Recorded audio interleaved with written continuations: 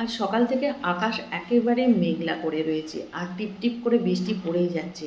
বৃষ্টি ছাড়ার নাম নেই। আর এই রকম বৃষ্টি হলে কিন্তু খাবারেরও আমাদের বাহানা বেড়ে যায়। আর আজকে আমি সেই রকমই একটা কিছু করছি, যেটা এই বৃষ্টিতে খাবো। আর তার জন্য আমি এখানে পকোড়া তৈরি করতে নিয়েছি। পকোড়াটাই সবার আগে মনে পড়ে যায়, চপ, পকোড়া, বেগুনি, এইসব। আর পকোড়াটা কী দিয়ে করছি সেটা আমি বলছি। তার আগে আমার বাড়িতে কয়েকজন লোক এসছে, তারাও খাবে আর আমরাও খাবো, তাই পকোড়াগুলো ভেজে নিচ্ছি। আর এই পকোড়াটার মধ্যে দিয়েছি আমি পেঁয়াজ, বেসন আর কাঁঠালের বীজকে একেবারে কুচিয়ে কুচিয়ে দিয়ে দিয়েছি। এটা আমি নতুন একটা তৈরি করে দেখছি, দারুণ লাগে কিন্তু খেতে।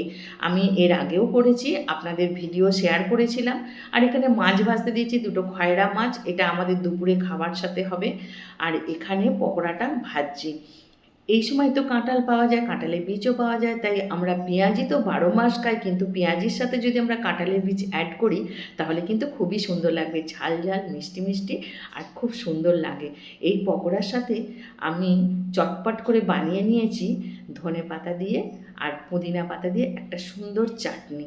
চাটনির সাথে পকোড়াগুলো পরিবেশন করলাম, দারুণ সুন্দর লাগছে। আপনারাও একবার এই বৃষ্টিতে ট্রাই করুন।